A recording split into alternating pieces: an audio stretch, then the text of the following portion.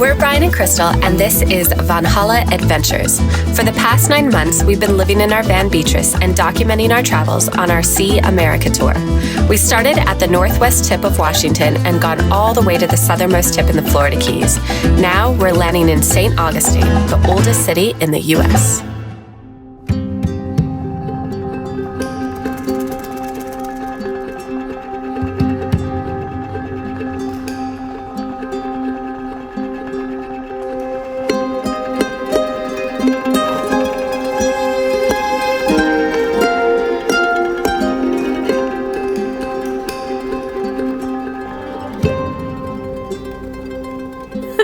Good morning, everyone.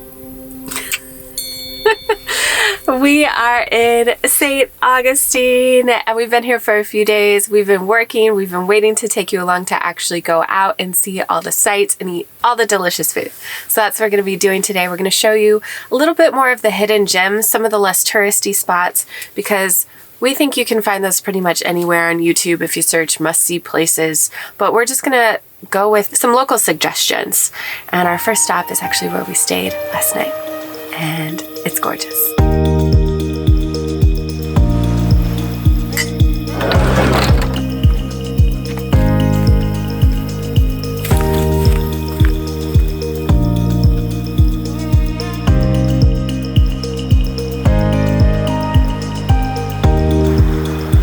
So we are smack dab in the middle of Butler Beach and Crescent Beach. St. Augustine is more of the popular beach. We tend to like to go to the not as popular beaches, so Butler Beach is just a little more chill. It's great over here, check it out. Oh yeah, and you can drive on the beach here too. If we had four-wheel drive, we could do that, but.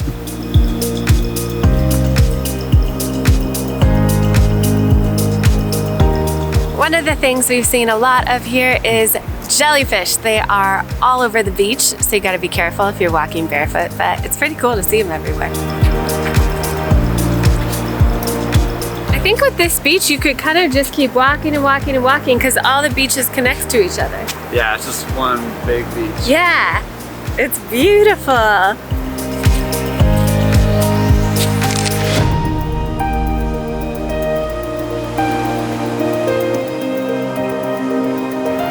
We'd really like to stay here all day, but we got to show you the rest of the town.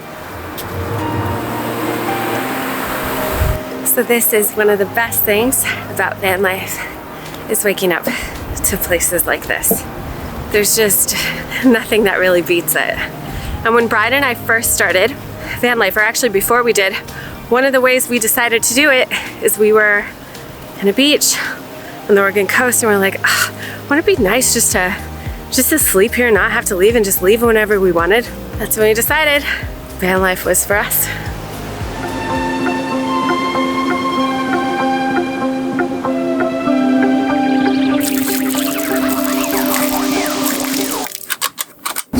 The second stop on our St. Augustine tour today is the St. Augustine Lighthouse and Maritime Museum. I believe it was finished building in 1874, so it's a really old lighthouse.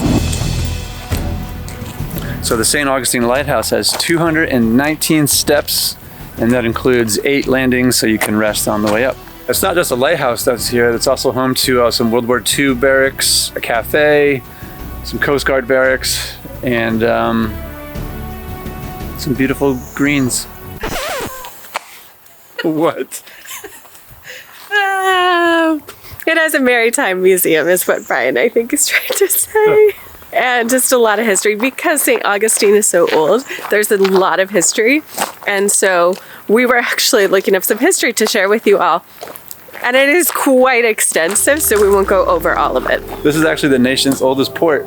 And the lighthouse used to be, the St. Augustine Lighthouse used to be 350 yards closer to the ocean, but then it fell in. Each lighthouse in the country is distinct in look and its signaling. Lighthouses rhythmically flash or eclipse their lights to provide an identification signal. This, along with the way they are painted, creates a specific ID unique to each one and helps those at sea pinpoint exactly where they are. One of the most distinct characteristics of the St. Augustine Lighthouse is its striped pattern and red top.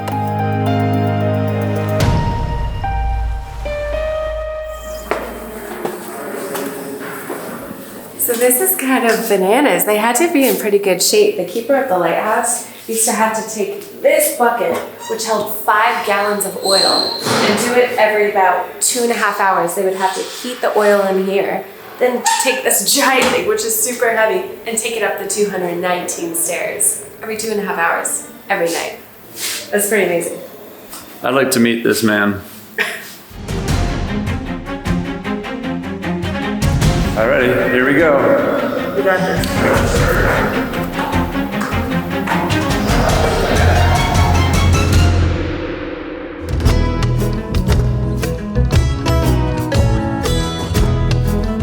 So the lighthouse has a coquina and shell base, and the rest of it is made out of brick and metal, and it's the city's oldest brick structure.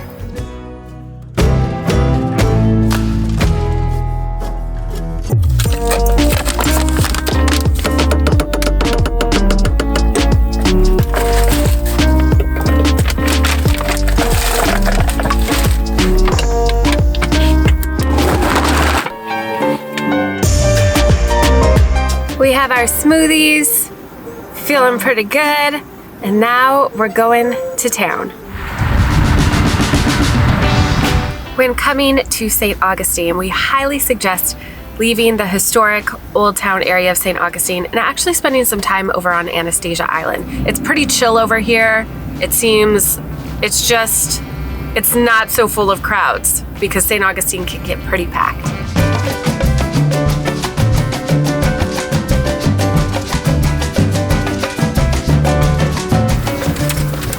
St. Augustine has an RV parking lot, which is just a short walk into the main tourist area, I guess. And it's free up until 10 p.m. You can also park here overnight. So once it hits 10 p.m., you need to start paying for parking. It's only $35 per night. It does say no camping. We have heard of a couple van lifers camping overnight. We haven't risked it, but it is a pretty cool option. After you park at the RV park, it's just about a 10-minute walk into the downtown historic area. And it's beautiful too, because there's lots of gorgeous old houses here too, so it's definitely worth the walk.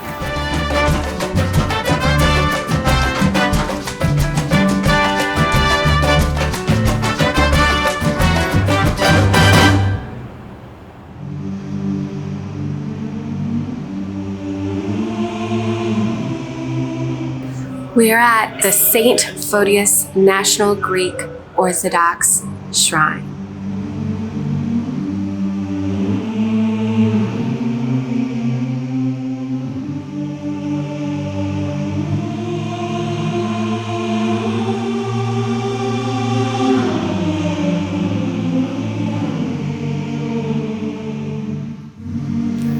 I don't know if you all can hear this, but the audio in here is amazing. It's just incredible.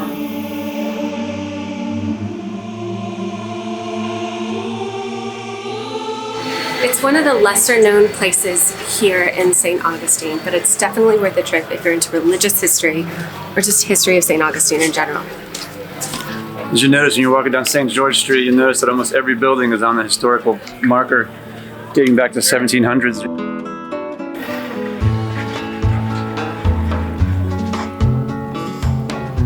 If you're into clothing and costumes, this place is awesome. It's also right off of St. George Street, and there's period pieces from like 1500s through the 1700s. It's awesome. In the former Spanish port, piracy was a huge concern, so they built this street, which is the narrowest street in the entire country at only 7 feet wide. Legend says they made it this wide because it was wide enough for 2 men to stand next to each other while holding a chest of gold. That way they could get from the bay to the bank safely without having room for any horse-drawn carriages to be able to steal the gold. The name of this street is Treasury Street. So check it out while you're going through St. George. It passes right along the way.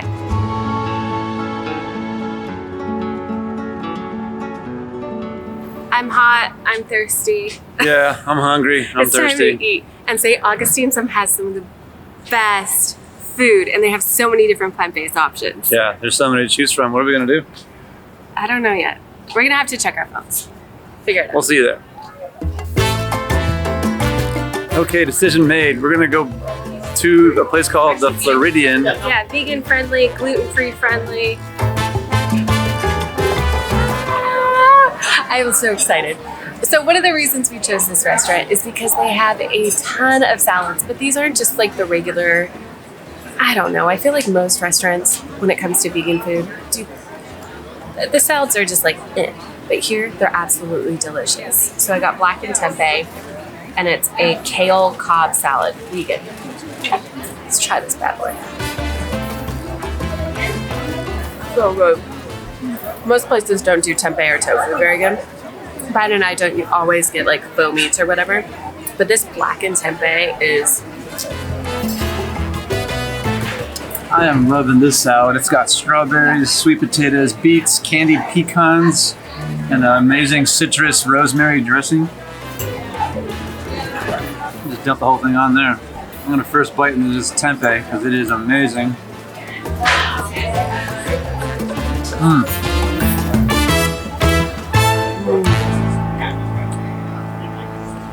It's a delicious lunch. Yeah, that was the best. I love that place. And now for dessert. So this place is called Hippo. It's a gourmet popsicle joint. It's all fresh ingredients, vegetables and fruits, and all kinds of different things. So.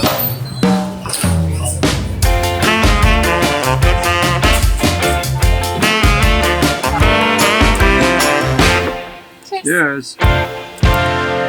Woo. This is so good.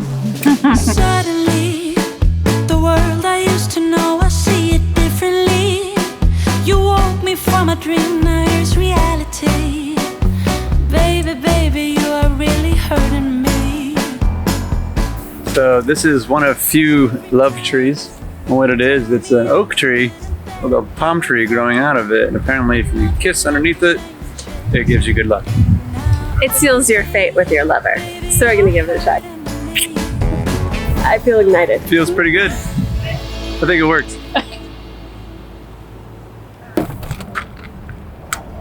One of the best things about having a van is you can go back to it. I think we mentioned this in our Key West video too, but you can use the restroom and you can refresh, take a little quick break, and then go back out again. And you don't have to pay for a hotel. It's pretty awesome.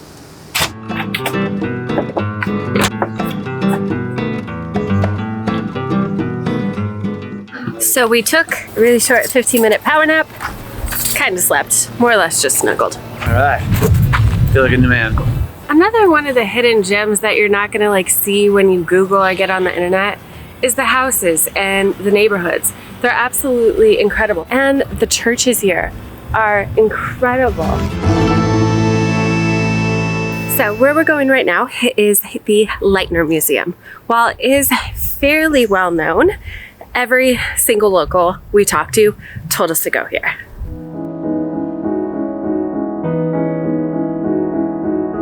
The Lightner Museum occupied what once was the Alcazar Hotel.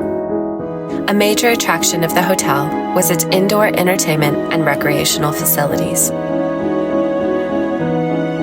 The Alcazar Hotel sadly closed during the Depression, but was bought in 1947 by a man named Otto C. Lightner to exhibit his turn-of-the-century collection of fine and decorative art. The Lightner Museum opened 2 years later.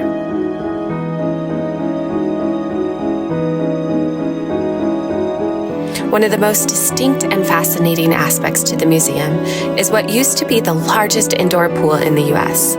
This pool is now a museum cafe, which you can dine at and envision what it used to be like to swim in such a gorgeous structure. Another interesting section of the museum is what once was the bathhouse, including the steam rooms, massage parlor, and sulfur baths.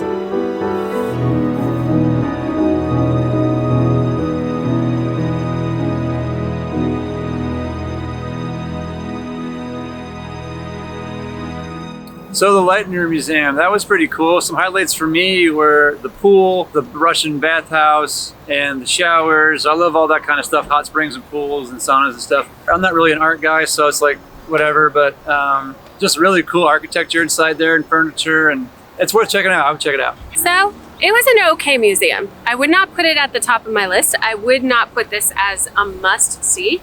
It was interesting. I thought the coolest thing was actually seeing the old photos of the pool. If the pool is actually in there, I think it would be super awesome. There were some really cool paintings. A lot of the stuff is in there is from the late 1800s. If you're into history, it's worth checking out. But I don't think it's a must. So while we were eating lunch earlier today, one of the locals said to come to the Dog Rose Brewing Company. So we're gonna check it out. Apparently it's where all the locals come. And Is that Whitehaven again? That's good beer. Uncle What's-His-Face. That's what it's called. Well, that was great beer. It's a good recommendation from dude at the Floridian. I did try the beer. I don't drink beer, but it was like really good. That's saying a lot because she pretty much hates beer. Then we're gonna take you to a really awesome taco joint. Yeah. Well, we finally made it here to Osprey Tacos. And this place is amazing because they have great vegan options for tacos. And they have great guacamole and their salsa is on point.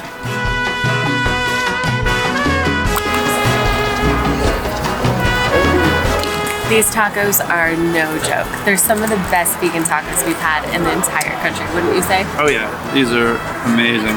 So I got the San Diego vegan, and so it has like a soy protein with radishes and lime and a salsa verde sauce and these like crispy onions. I got the herbivore special of the day, and it's got blistered shishito peppers, pickled onions, and some other goodness. Really good. The San Diego ones are the best because they're the meatiest, the biggest. Well, that was delicious. It's actually the third time we've been here. So we are headed back to where we started the day, the beach.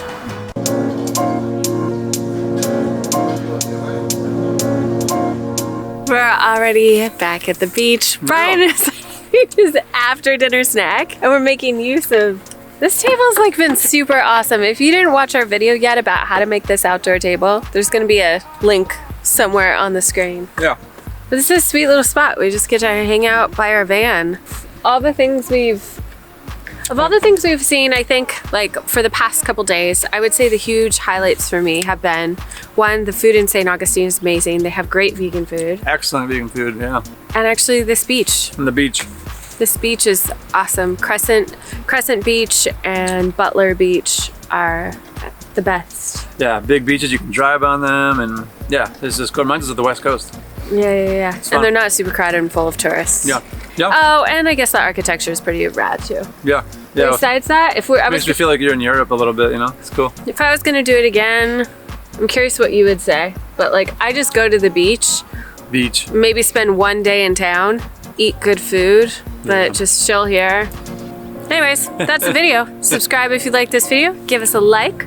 Subscribe. We appreciate it, and we'll catch you all next week. And our journeys are taking us up north. Up the East Coast. Yeah, definitely more hiking. So anyways, catch you later, everybody.